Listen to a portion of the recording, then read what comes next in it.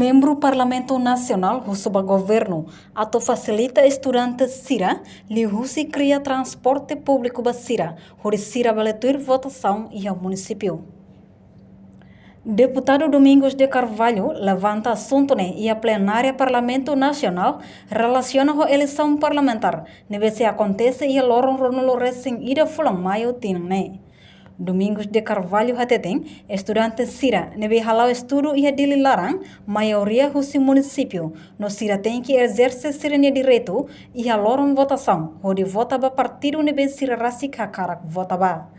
que ita cidadão Timor e a direito tem que exercer e tenha votos ba partido da nebe direito ne tur democracia waktu vota ba da nebe ne competência união one direito mai be atau la vota ne la bele tambah agora la gitare kata ema husi fo maka agora barak liu hela hidili e toloro ne o insa para ser ne tem que desloca o outro município para bela tuir votação então o governo tem que criar transportes ruma para mobilizar ema sera ba município cada município ida para não ser bela tuir votação tambah cidadão Timor nia bahir nia quando colher nia direito nia mesti exercer nia direito mos laos dia nia